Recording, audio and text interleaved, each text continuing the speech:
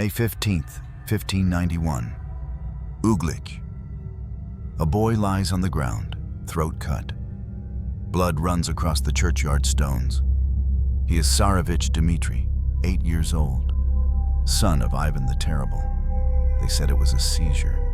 Locals screamed murder. The bells haven't stopped ringing since. And from this child's death, Russia began to fall apart. The boy who would bleed on church steps was born under a cloud that never lifted. Dmitri Ivanovich came into the world on October 19, 1582, the son of a Tsar already slipping into myth and madness. His father, Ivan the Vasilyevich, remembered by history as the Terrible, was no longer a man in full command of mind or court. He was aging, erratic, and devoured by paranoia. 3 wives had come and gone before Maria Nagaya entered his orbit.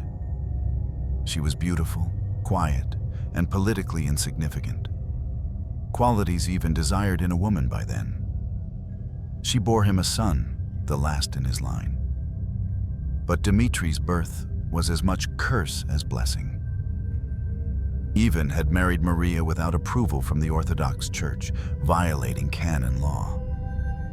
That meant, in the eyes of church authorities and powerful boyars, Dmitri's legitimacy was questionable at best. The Tsar had named him his son, but blood was no longer enough. Legitimacy in the Russian court was a fragile thing, less a matter of truth than of recognition. When Ivan died in 1584, the empire did not mourn. It recoiled. He left behind 2 sons, Fyodor, the weak, and Dmitri, the unwanted. Fyodor was crowned Tsar, but it was clear to all that the real power lay with his brother-in-law, Boris Godunov. Fyodor was gentle and devout, but sickly and childless. Dmitri, in contrast, was still a child, still growing, still a threat. A boy like that could ignite ambition in others.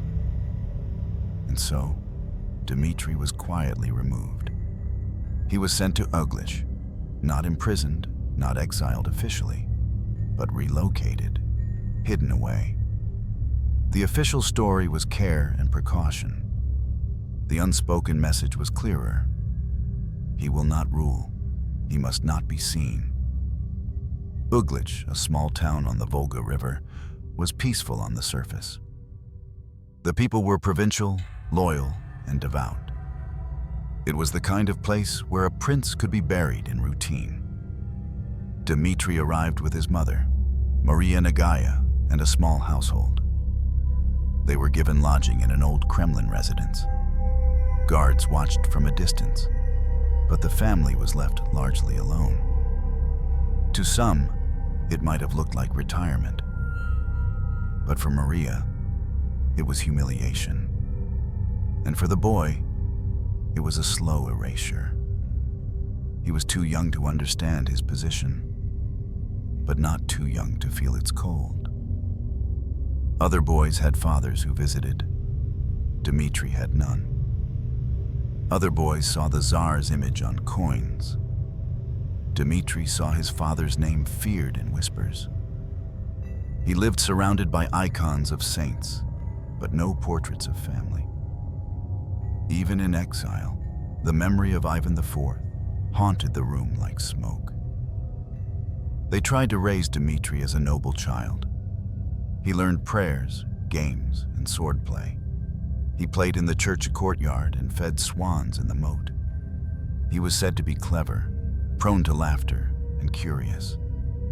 But under it all, there was tension, because Uglich was not far enough. People knew who he was, and some whispered, "If Fyodor has no heir, why not Dmitri?" Boris Godunov knew that whisper well. He heard it in court halls, behind silk curtains, and in letters written in trembling script.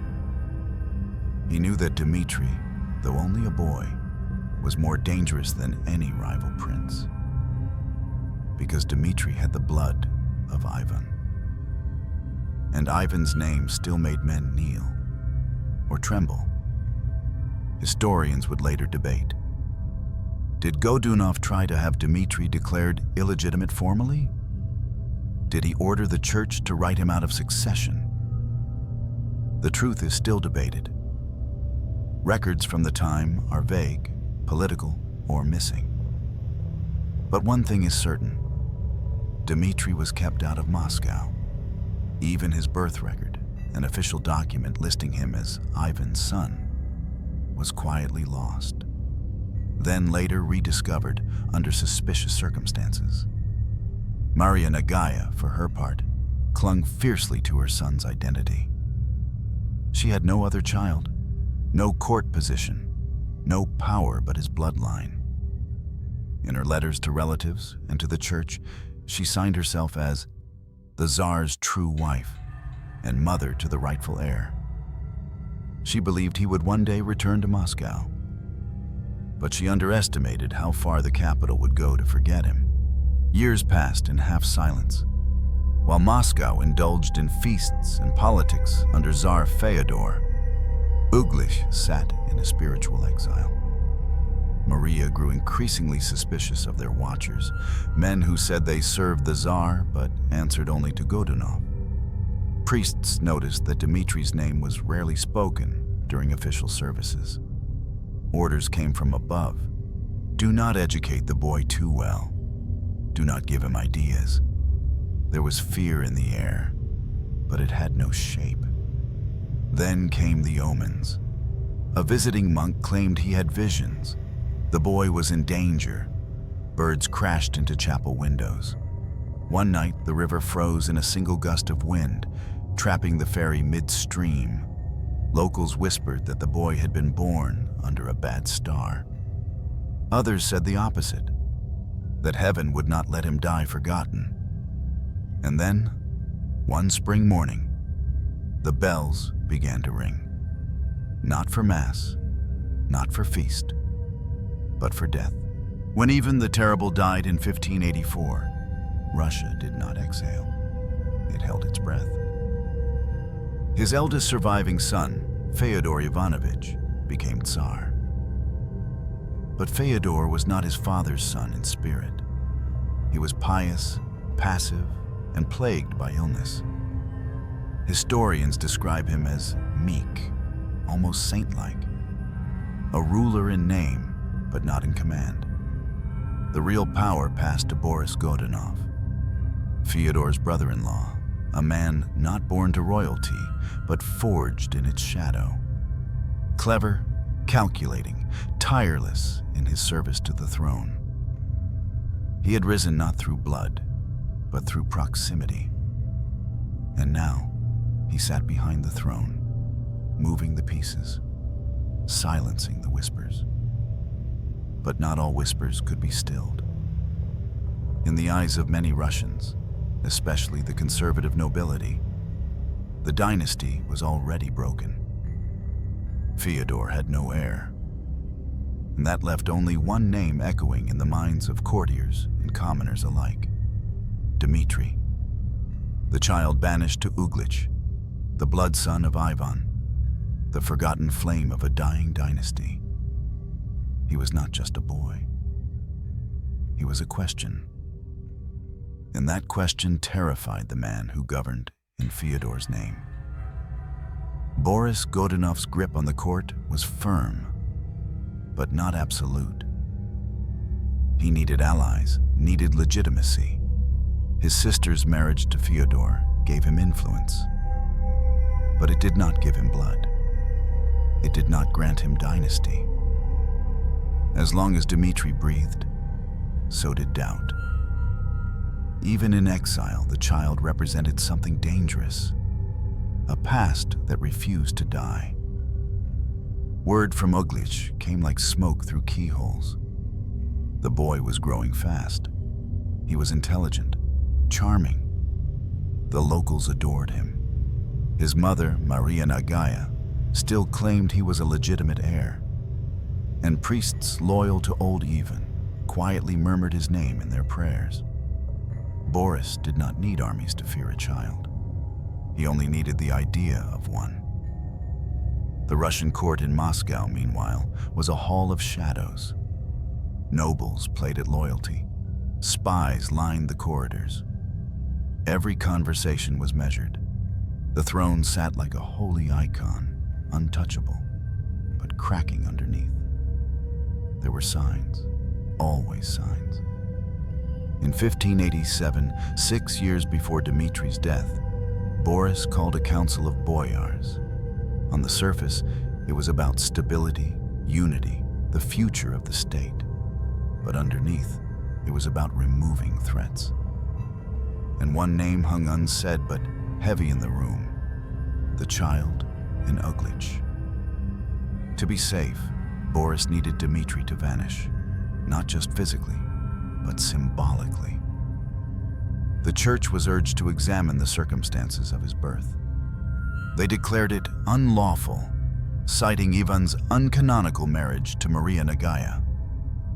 With that, the boy was stripped, if not of his blood, then of his claim.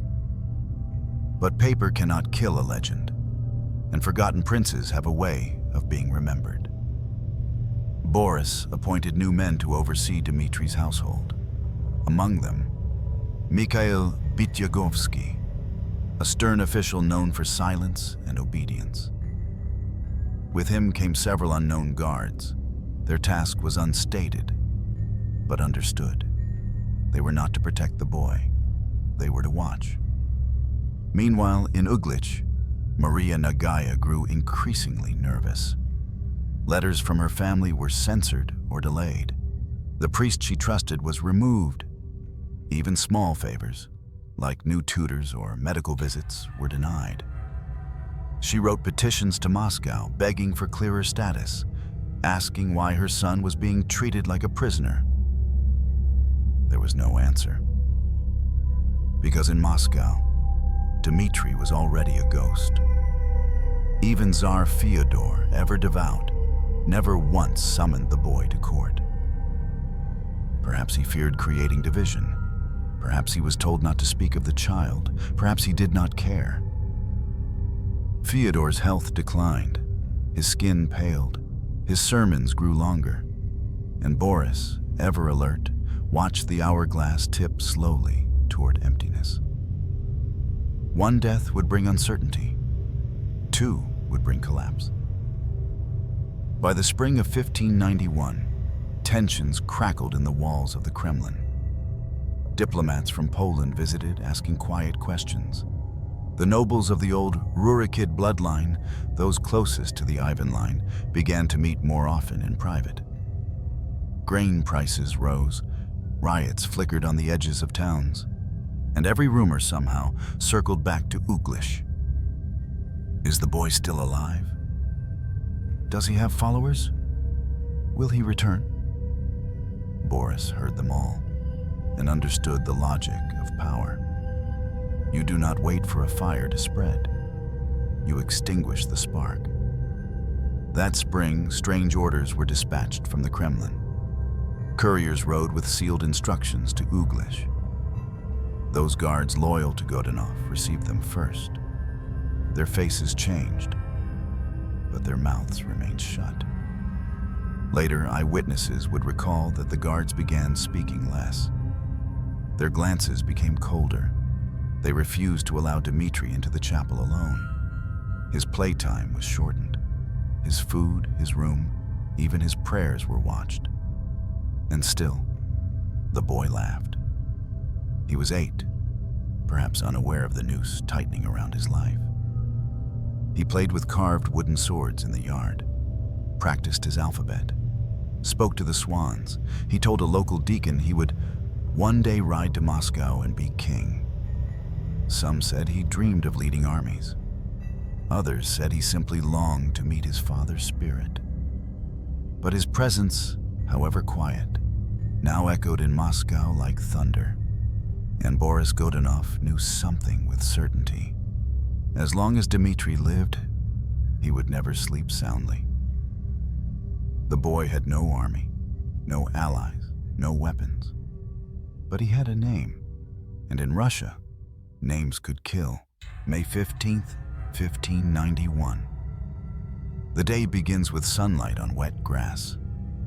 In the courtyard of the old Kremlin in Uglich, the river glimmers in early light. The church bells are quiet. Inside the small palace, Dmitri Ivanovich rises like any child. Reluctantly, he is 8. His favorite toy is a carved wooden sword. He is told once again to be careful.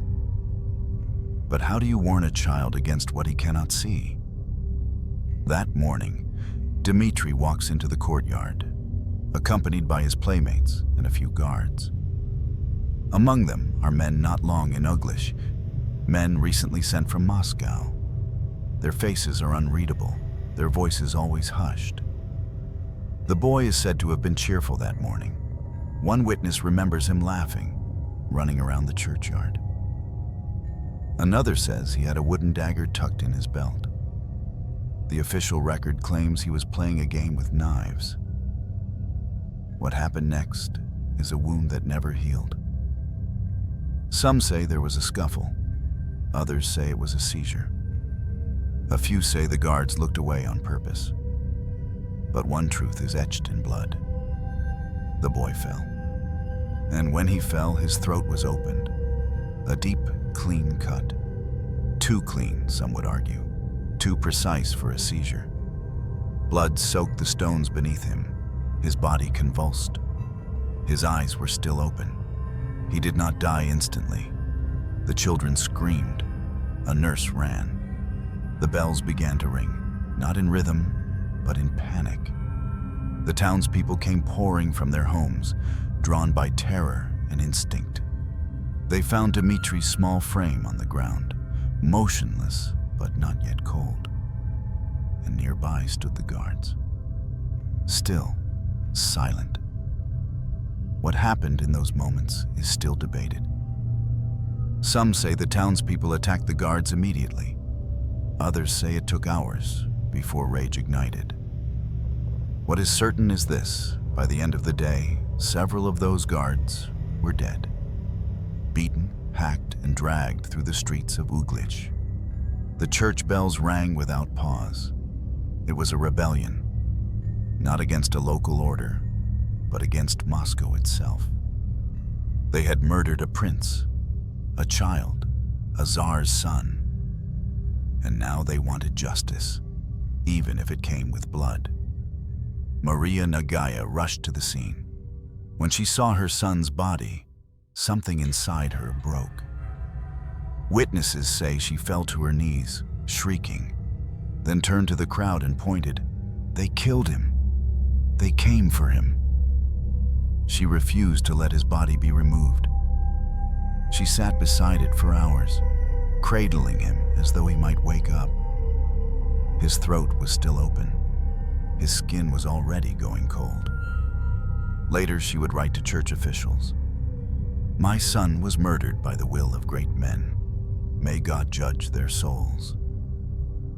But Moscow was already moving. When Boris Godunov received word of the incident, he did not grieve. He acted. He dispatched a special commission, judges, clerks, and investigators under his control. Their orders were clear: restore order, silence rebellion, and determine the truth. That truth came swiftly. The commission concluded that Dmitri had died of an epileptic seizure while playing with a knife. No murder, no conspiracy, just a tragic accident. They explained the deep wound as self-inflicted. They blamed the town's hysteria for the death of the guards. And they warned that further unrest would be treated as treason. It was a story that asked for belief. But belief did not come easily. In Uglich, the people were furious. They had seen the guards stalking Dmitri in recent weeks. They had heard strange orders whispered among Moscow's men. Some had seen one guard with a bloody knife fleeing the scene. One witness claimed that the boy screamed, "Don't let them kill me," before he fell. But Moscow's version was now law, and that law was silence. Maria Nagaya was arrested and forced to take the veil as a nun. Her surviving servants were interrogated. Those who spoke too boldly were punished. Dmitri's corpse was buried quickly, too quickly, some said. And the commission left, taking with it what remained of the truth. For Godunov, it was done. The boy was gone. The blood had dried, and the bells no longer rang. But truth, like ghosts, does not rest so easily. Rumors began to spread in the months that followed. In distant towns, people whispered that Dmitri had been seen alive. Others claimed the boy buried was not the real prince. A body double, a peasant's son. The kind of lie only grief could birth, but the kind of lie that lives when justice does not. The church, for a time, accepted the verdict, but not all clergy were silent. A few brave priests commemorated Dmitri as a martyr in secret. They wrote of his innocence, his smallness, the way he looked up at the sky as he bled. And in Moscow, the court held its breath again. Godunov had succeeded, for now, but in killing a child, he had unleashed a deeper danger: memory.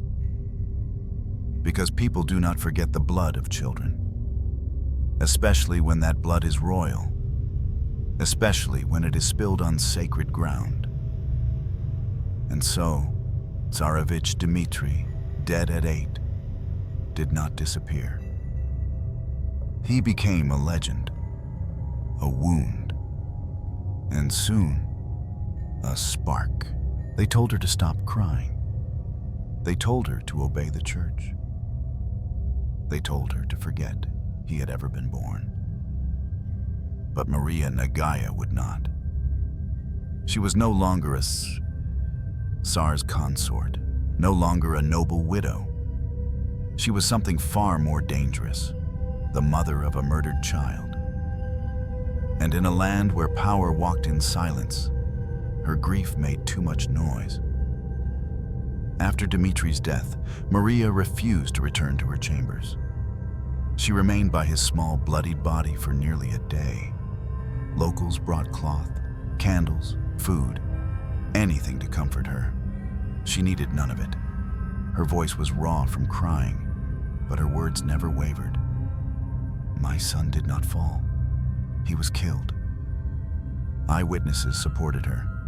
Boys who had played with Dmitri that morning testified, some hesitantly, some in tears, that strangers had approached, that the boy had not been alone, that the fatal wound was not an accident. One boy even claimed to have seen a guard kneel beside Dmitri just before the scream. But Moscow had already written the ending. When Boris Godunov's investigators arrived in Uglich, they came not with curiosity, but with a script. Their task was not to uncover the truth. Their task was to protect the state. They questioned Maria Nagaya first. She pleaded for justice, provided names, pointed to the men whose presence she had questioned for weeks. But the investigators called her hysterical.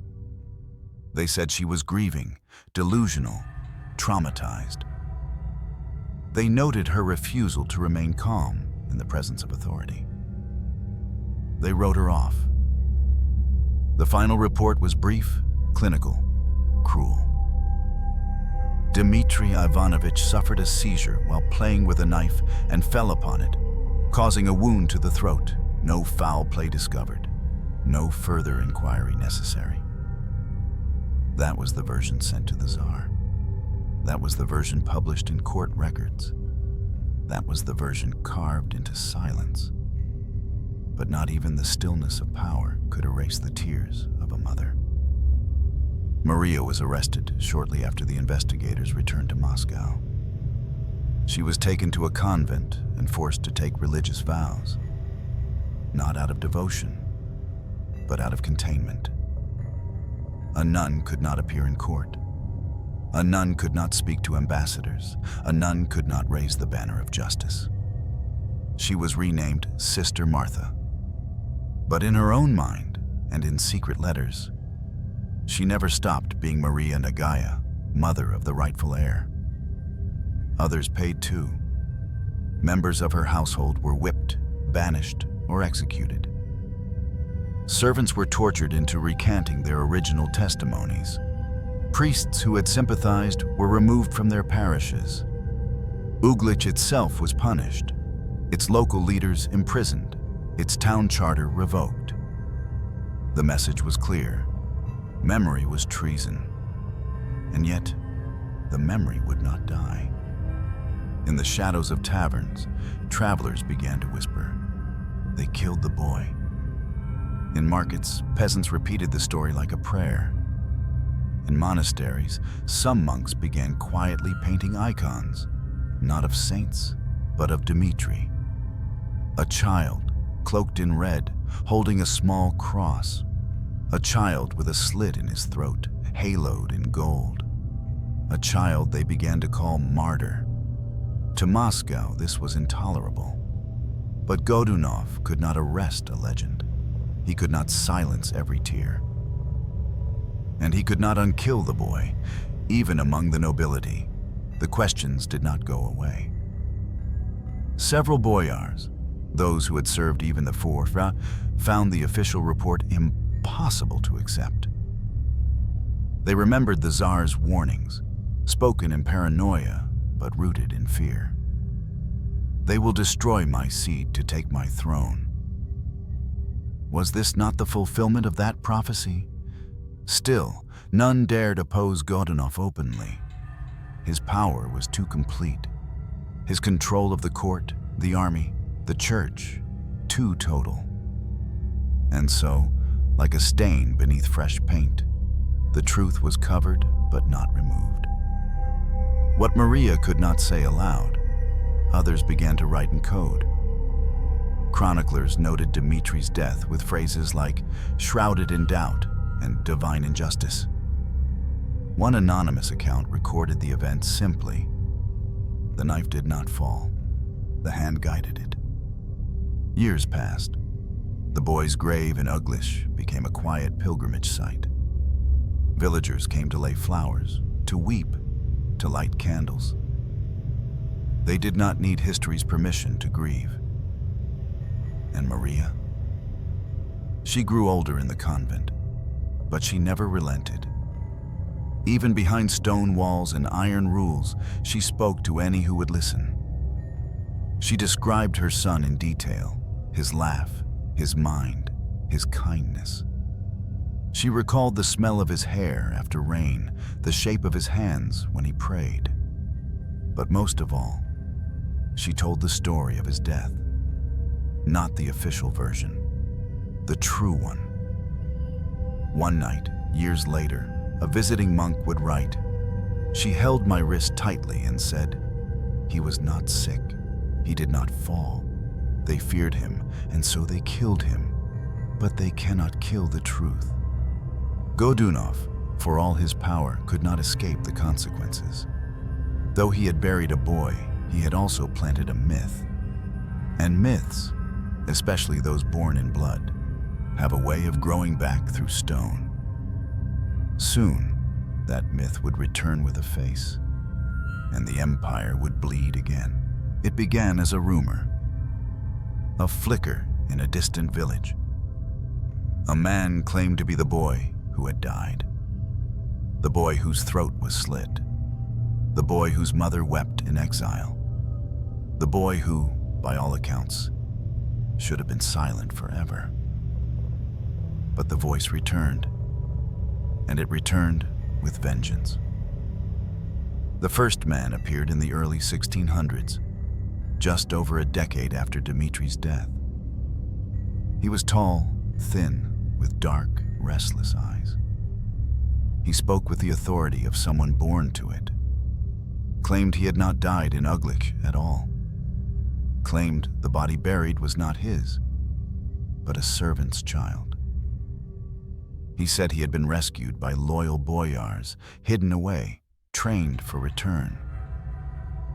He said he was Dmitri Ivanovich, son of Ivan the Terrible. People listened, not because his story made perfect sense, but because it made perfect hope. Russia was bleeding. The time of troubles had begun. Famine stalked the land. Fyodor was dead. Boris Godunov was on the throne. But plagued by unrest, rebellion, and whispers that he had killed his way into power. The people remembered the child, remembered the blood, remembered the bells. And now, the boy had returned. Or so they wanted to believe. The pretender, later known as False Dmitri, once began gathering followers in Poland. He converted to Catholicism to secure foreign support, promised land to nobles, promised freedom to Cossacks, promised vengeance to peasants. But above all, he promised truth. And truth, in Russia at that moment, was more valuable than gold. When the Polish nobility backed him, when the Jesuits blessed him, and when the people called him Tsarevich, the lie became stronger than law. He marched toward Moscow, and everywhere he passed, crowds welcomed him. They brought bread and salt, icons and tears. They knelt before him not because they believed in him, but because they believed in what he represented: the return of justice, the undoing of betrayal, the boy who was supposed to live. In 1605, Boris Godunov died suddenly, some say by poison, some say by stroke. His enemies rejoiced. His son, Fyodor II, ruled for mere weeks before being overthrown and strangled. And false Dmitri walked into the capital unchallenged. He was crowned Tsar. Imagine it. A man once called an impostor, now wearing the Roman gold. The bells of Uglich, silent for years, now echoed in Moscow. The boy who died had become the man who ruled. Maria Nagaya, still alive in her convent cell, was brought to court. She looked into his face, examined his hands, asked him private questions only a mother might know. And she declared, publicly and solemnly, "This is my son." Was it truth? Was it survival? Or was it a final blow to those who tried to silence her? Historians still debate her motives. But what matters is this: her recognition gave him legitimacy. And for a moment, a lie walked taller than kings. But it could not last. False Dmitri's reign was brief, less than a year. He was too foreign, too reckless, too Catholic for the Russian boyars. He married a Polish noblewoman without permission from the Orthodox Church. He appointed foreigners to high positions. He moved too quickly, trusted too easily. And so they killed him. In May 1606, almost exactly 15 years after the death of the real Dmitri, he was dragged from the palace, shot, stabbed, and thrown from a window. His corpse was displayed in Red Square, his body burned, his ashes fired from a cannon back toward Poland. But the lie would not die, because another Dmitri came, and then another. False Dmitri II claimed to have survived the assassination. He even convinced Maria Nagaya, again, that he was her son. He held court, built armies, issued decrees, and though he was eventually assassinated as well, his rise signaled something deeper. The truth was no longer about fact. It was about longing. The people of Russia didn't just want Dmitri back. They needed him. His face became a canvas, his name a sword. his childhood martyrdom a rallying cry. Each false Dmitri gathered followers from all sides. Peasants who remembered Uglich, boyars who hated the current Tsar, Cossacks who hungered for war, Poles who saw a chance to break Russia from within. And the cycle continued. False Dmitri III appeared. Then more. One even claimed that the other Dmitris were fakes. But he was the real one, the original, the true prince who had escaped a knife and watched history from the shadows. It became madness. It became tragedy. And it began to devour the empire. A child had died. And now Russia could not stop resurrecting him. Because when the truth is buried too deep, the people will dig up ghosts. What had begun as a cover-up, a single lie to protect a throne, had now unmade the throne itself. Each new Dmitri brought rebellion. Each rebellion brought collapse. And the man who once silenced a child now lay rotting in history. Boris Godunov's name became a curse, his legacy an echo of fear. And above all, the question remained, what if the boy had lived? It began with a boy's body, and then it spread like rot through the walls of a crumbling kingdom. The time of troubles, Smutnoye Vremya, is one of the darkest chapters in Russian history. But it did not begin with famine, or war, or foreign invasion. It began with the death of Dmitri Ivanovich. One child, one open throat, one royal name buried in haste. What followed was not punishment for the crime, it was punishment for the lie.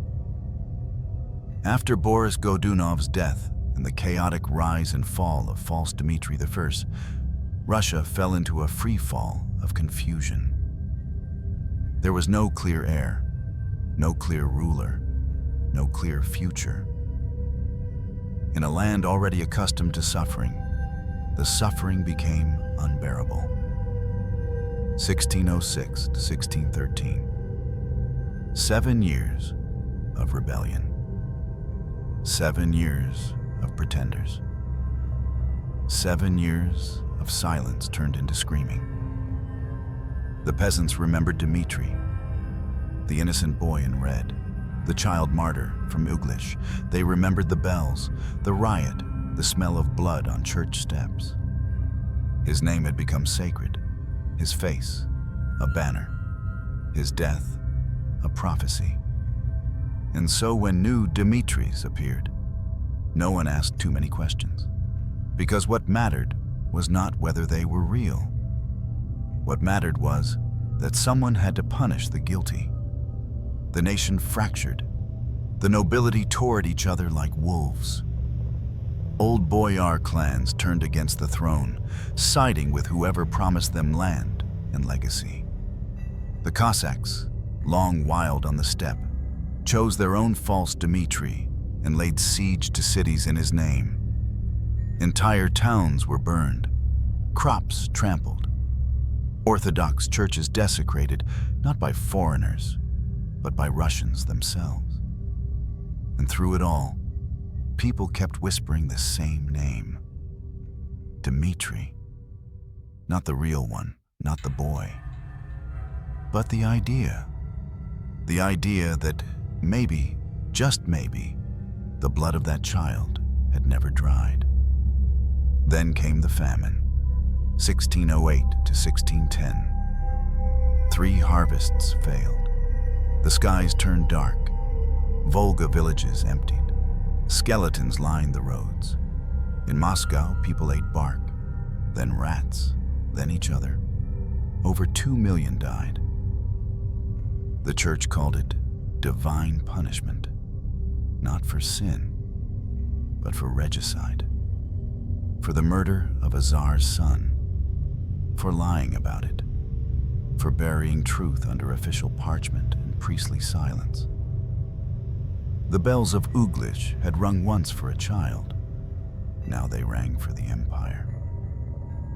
And then came the Poles. In 1610, the Polish-Lithuanian Commonwealth, smelling weakness, invaded. They captured Smolensk, then advanced on Moscow. Some Russian nobles even invited them in, hoping to crown a Polish prince as Tsar to end the chaos. Foreign soldiers marched through Orthodox streets.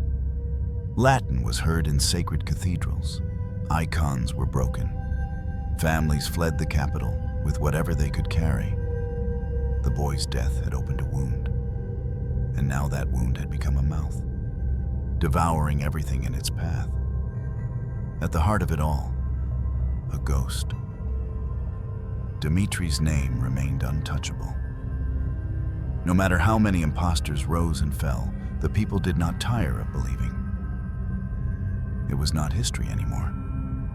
It was a faith. And the Tsardom, built on order, could not survive a faith based on betrayal. Even the throne became a game of corpses. Tsars came and went like seasons.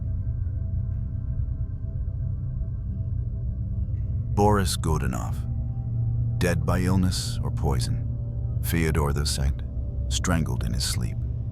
False Dmitri, assassinated and burned.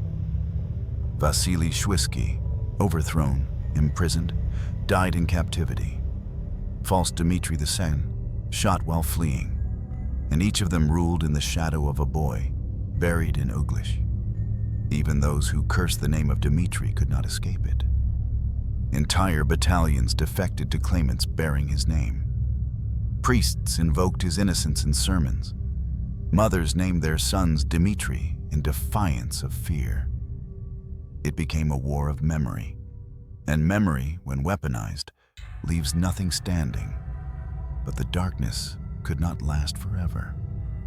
By 1612, the country was exhausted, burned, broken, hungry, and haunted. A people who had searched for Dmitri in every face now searched for peace in any name. It came not through blood, but through restoration. In 1613, the nobles, what few remained, elected Michael Romanov, a quiet, unambitious boy of 16, as Tsar. His claim was modest, his bloodline distant, but his one qualification mattered most. He had nothing to do with Dmitri, no whisper of murder, no connection to the boyars of Ivan's court, no guilt tied to the child on the church steps. He was new, unburdened. The people accepted him, not out of loyalty, but out of exhaustion. And so began the Romanov dynasty, which would rule Russia for over 300 years. But even they could not escape the shadow of the child. In 1606, long before Michael's coronation, the Russian Orthodox Church canonized Dmitri as a saint. Not a czar, not a hero, a passion bearer, a term for innocents who suffered unjust death. A new cathedral was built in Uglich. Dmitri's relics were enshrined. His image was painted with a golden halo and a blade resting across his throat. The church had refused to speak when he died. Now it spoke endlessly, and the contradiction remained. The state that once called his death an accident now called it martyrdom. The same nation that denied him a future built its rebirth on his grave. Because in the end, the truth was not buried with him. It had only taken time to bloom. And Russia, bloodied, shattered, reborn, would never again forget the boy whose silence had screamed louder than 1,000 thrones. The boy was gone, his body buried, his mother silenced, the witnesses punished. And Boris Godunov sat on the throne of Russia, crowned in 1598. It should have been triumph, the culmination of years of careful maneuvering, a moment of glory for a man who rose from boyar obscurity to absolute power. But there is no crown heavy like the one bought with blood. And Boris knew it. He had ruled from the shadows for years, under Fyodor, the silent Tsar. As brother-in-law, as advisor, as regent in all but name, he had maintained the court, stabilized the country, quieted rebellion. When Fyodor died without an heir, Boris was the natural successor. But in Russia, natural means nothing. Blood is everything, and Boris had none. He was not of Rurikid lineage. He was not a Romanov. He was not even nobility in the old sense. He was upstart, a man who married into power, climbed carefully, and stepped over corpses to stay upright. And so, though the church blessed him and the Duma elected him, his authority was paper-thin. Because the people remembered something else.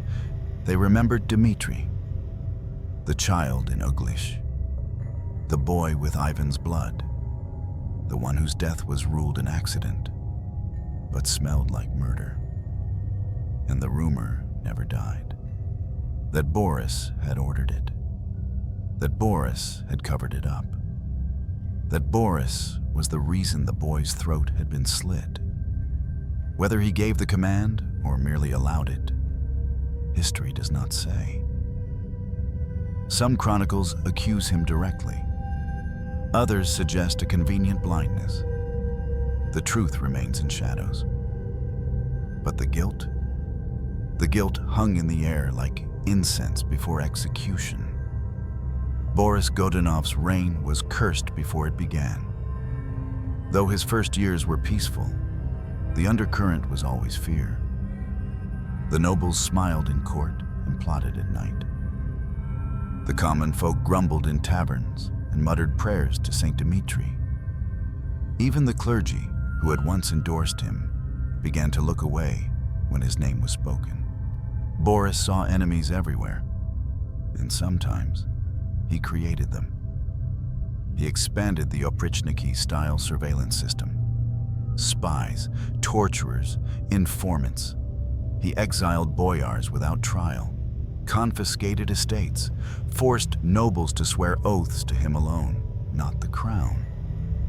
And yet, the throne beneath him kept trembling, because it was built on a grave, a small, shallow grave in Uglich. Then came the famine. The harvests failed, and Boris could not fix the weather. Grain shipments were blocked. Snow came early, and spring came late. The people starved, and in their hunger, they remembered the boy they once wept for, and the man they believed had caused his death.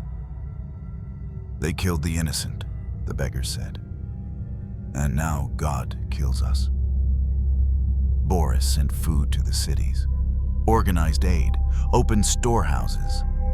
But it wasn't enough, and it never would be, because the hunger wasn't just in the stomach, it was in the soul. Then came the visions.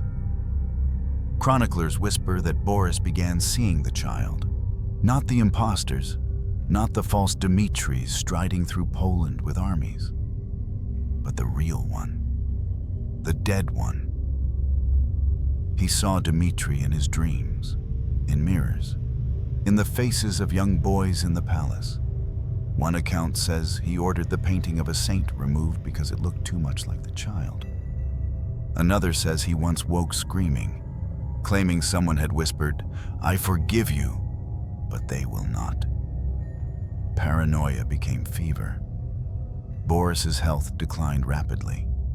He lost weight, slept little. A man once precise and composed now rambled in court, lost in thought, struck with tremors. By 1604, he was a shell.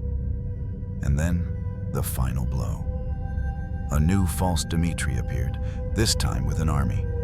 He declared himself the real Tsarevich, said he had escaped the assassination, had lived in secret, and was returning to claim his throne. It was absurd. The timeline made no sense. The face was unfamiliar. The claims were inconsistent. But the people believed. Or They pretended to, because what mattered now was not the truth. What mattered was revenge. Peasants rallied to him, nobles defected, whole towns opened their gates. And Boris, trapped in his palace of iron and ghosts, saw his past return to kill him. On April 13th, 1605, Boris Godunov collapsed in his chambers and died. Some say it was a stroke. Some say poison. Some say his own hand. He was buried quickly, without fanfare, without procession. And within a month, his son, Fyodor II, was strangled by boyars loyal to false Dmitri. The dynasty was erased. The line was ended. The crown taken. And the man who ruled Russia for 7 years was remembered only for what he may have done to an 8-year-old.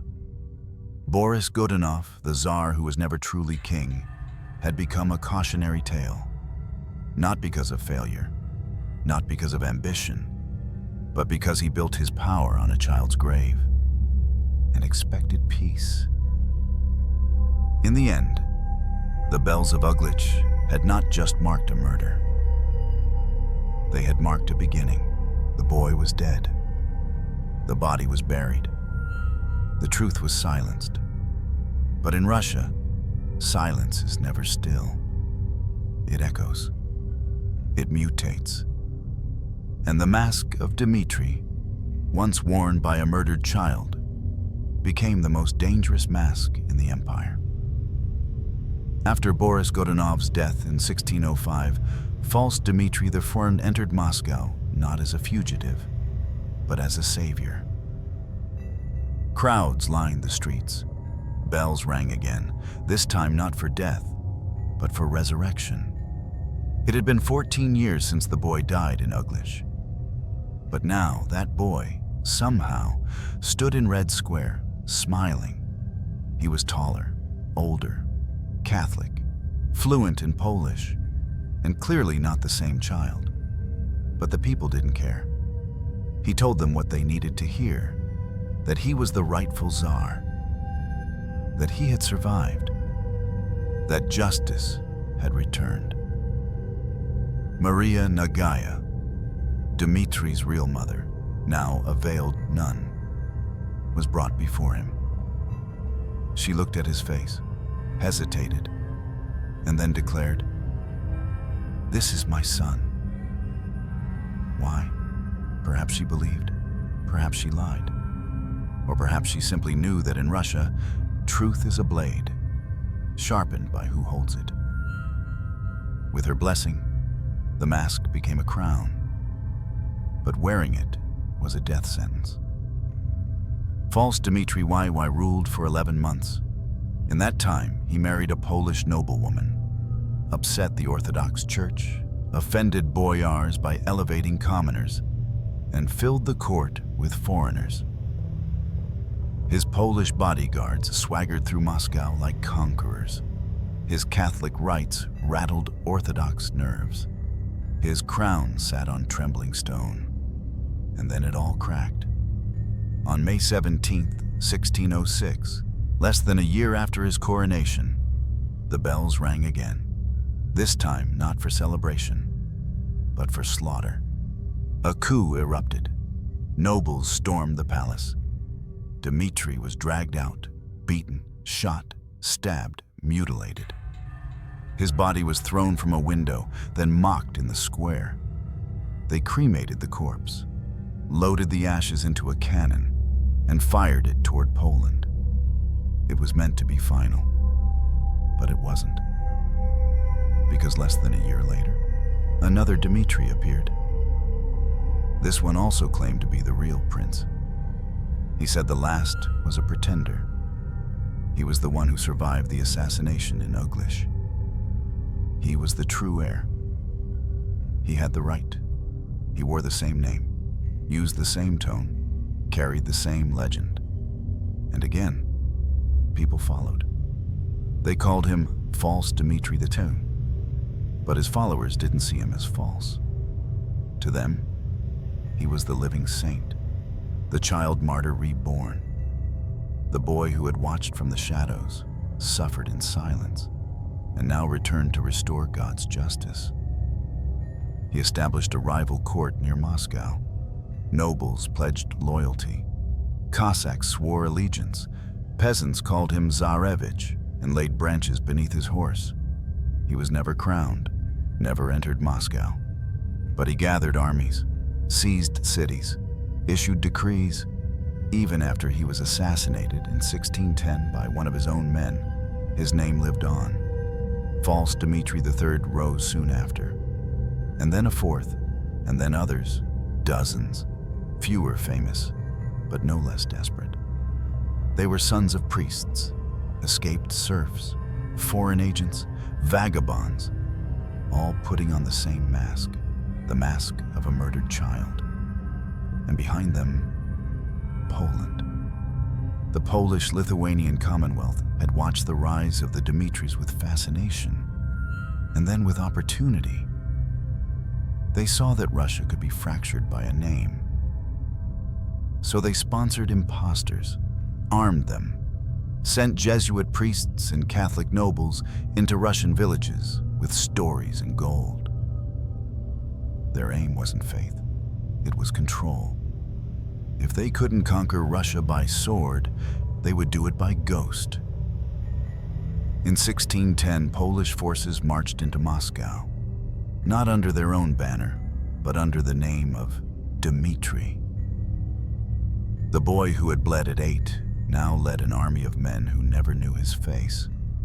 Russia, exhausted from famine, civil war, and betrayal, could not resist. The capital fell. Nobles surrendered. Some even offered the Polish prince Władysław the tsardom, hoping to end the chaos. But it didn't end, because you cannot build peace on a lie dressed in stolen robes. Orthodox clergy rebelled. Peasants rioted. Even boyars who had backed the plan turned against it. The presence of foreign troops, Latin prayers, and Catholic priests in Orthodox churches only deepened the wound. And beneath it all, Dmitri's ghost remained. The one who had died. The ones who claimed him. The ones who used his blood like ink on a forged document. In 1612, a national uprising expelled the Poles. Peasants and nobles formed militias. Monks rang alarm bells across the land. Led by merchant Kuzma Minin and Prince Dmitri Pozharsky, Russian forces drove out the invaders. They weren't fighting for a czar. They weren't fighting for a dynasty. They were fighting for the soul of a country still haunted by the sound of church bells in Uglich. In 1613, the Romanovs were chosen to rule. Not because they were strong, not because they were popular, but because they were untouched by the blood. Young Mikhail Romanov had no connection to Ivan the Terrible, no claim to the throne through force. He was safe, clean, empty. And from that emptiness, a new Russia was built. But the legend didn't disappear. The Romanovs canonized the real Dmitri in 1606, even before taking power. They didn't deny the murder. They embraced it. Not politically, but spiritually. They declared the boy a passion bearer, a child who had suffered Christ-like death. A chapel was built in Uglich, a shrine erected, his bones venerated, his image painted with a golden halo, a delicate face, and a knife resting across his throat. The Romanovs needed Dmitri not as a threat, but as a foundation. His ghost would no longer be dangerous. It would be sacred. They could not unkill him. So they canonized him. Because in the end, even empires know, you cannot erase the child who was killed for power. You can only rewrite the story and hope he stays quiet. There are places where your history forgets, and there are places where it bleeds. Uglich, a small riverside town on the Volga, was once meant to be a prison of silence, a place to hide a child born of political inconvenience. But instead, it became a shrine, not by royal decree, not by policy, but by the stubborn memory of ordinary people. They remembered the boy, they remembered his voice, and when it was taken from him, they remembered his silence. It began quietly after his death in 1591. Peasants laid flowers at the spot where he fell. Women lit candles. Old men crossed themselves when passing the cathedral steps. A few called him a martyr in hushed tones. They had no doctrine, no iconography, only grief. But even grief becomes ritual when it repeats often enough. Then something remarkable happened. In 1606, amidst the chaos of the time of troubles, while false Dmitris still roamed the land and Polish armies approached the gates of Moscow, the Russian Orthodox Church made a decision. They canonized the boy, not as a czar, not as a miracle worker, but as a passion bearer, a title reserved for those who met death in innocence, who bore suffering without resistance, who mirrored the humility of Christ in their final moments. It was a political move, but it was also something more. It was an acknowledgement of truth, long denied. The church had once accepted the official verdict, that Dmitri died in a seizure while playing with a knife. But the people had never believed that. And now, neither did the clergy. By canonizing him, the church reversed itself. Quietly, symbolically, but undeniably. It was not an accident. It was martyrdom. And with that, the boy who had been erased was brought back into the soul of the nation. A church was built on the site of his death, the Church of St. Demetrius on the Blood, completed in the 1690s, rose from the very stones where his body had bled.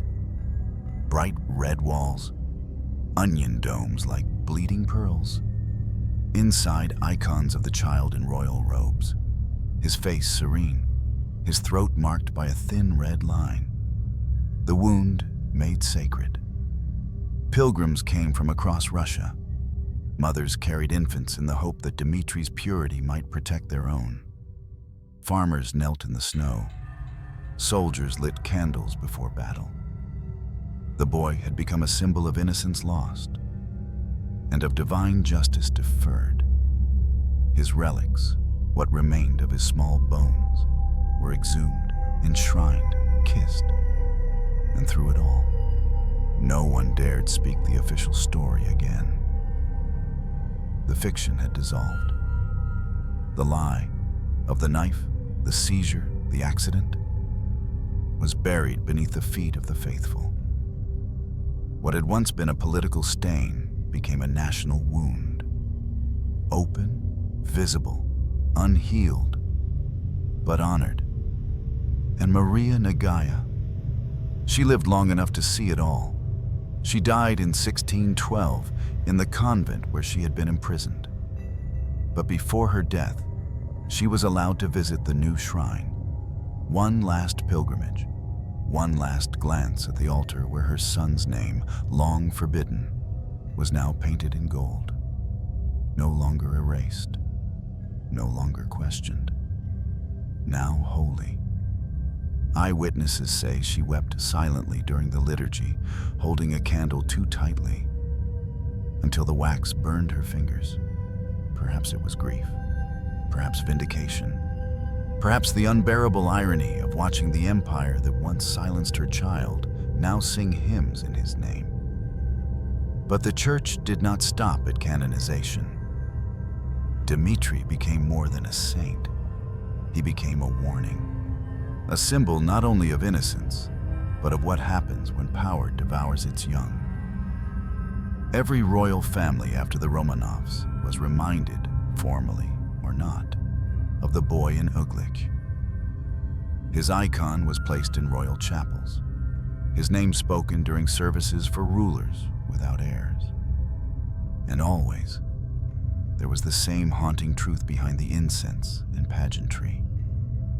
This child did not die because he sinned. He died because others feared what he might become.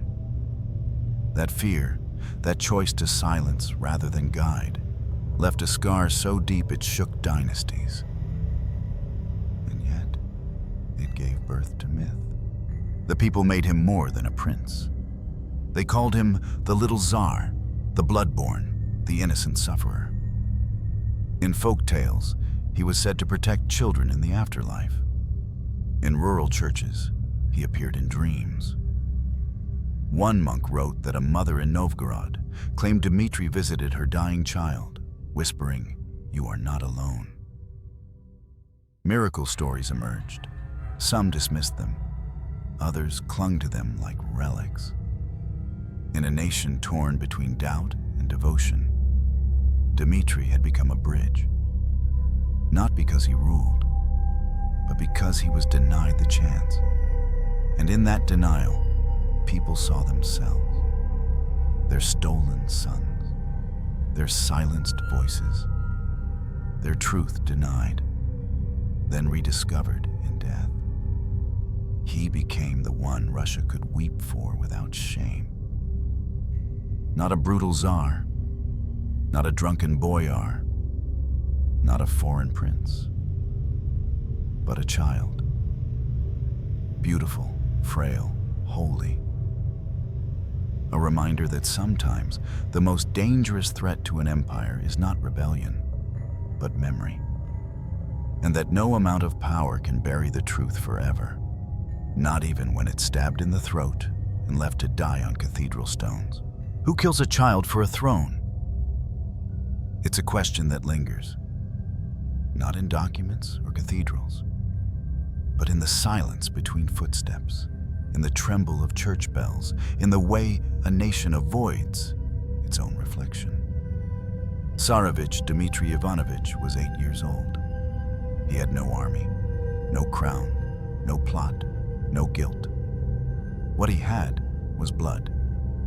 Romanov blood, Rurikid blood, blood that scared men old enough to command armies.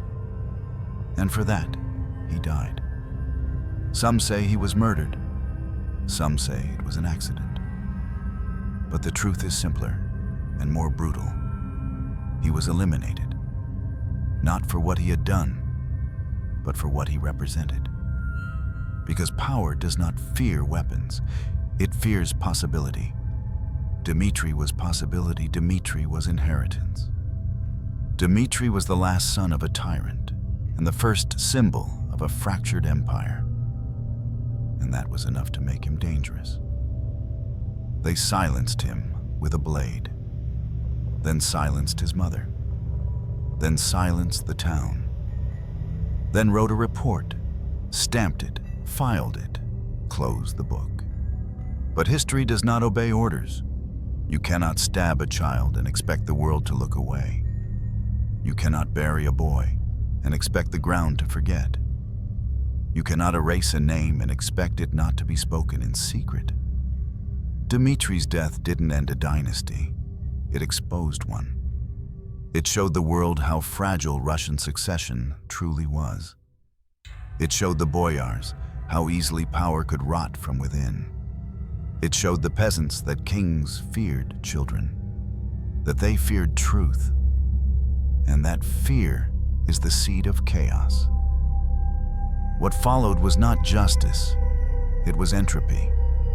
An empire unraveled, not because of famine or foreign armies or lack of leadership, but because a boy died and no one was allowed to speak the truth. I think about that often. How thin the thread is between power and paranoia. How many rulers build monuments on graves? How many regimes begin with a lie? How often we confuse silence with peace. What does it say about us, about any of us? That an 8-year-old bleeding on cathedral steps can undo generations of authority? What does it say that he had to become a saint before he could be believed? Dmitri's story is not just Russian. It is universal. Every time a child dies unnamed in a prison, every time a witness goes missing, every time a report is altered, sealed, shredded, every time a mother's voice is dismissed as hysteria, that's where he lives. Not in the gilded icons, not in the domes of Uglich, not in the textbooks, but in every quiet injustice we try not to look at. That's where the boy still stands. A small figure in red, with eyes that ask a question we cannot answer. Was I really that dangerous? And the answer, if we're honest, is terrifying. No. You were just inconvenient. And that is sometimes all it takes. Because thrones are not built on justice. They are built on fear, on silence, on the belief that history forgets what you force it to forget. But Dmitri proves something else. That memory, once lit, cannot be extinguished. That the dead do not stay buried when the truth is left with them. He never ruled, never sat on the throne, never gave a speech, never signed a law. But he changed a nation more than many who did. And all he did was die. So when we ask who killed Tsarevich Dmitry, we're asking the wrong question. The real question is, how many empires are built on the blood of children never allowed to grow up? And the more we look, the more we realize, too many.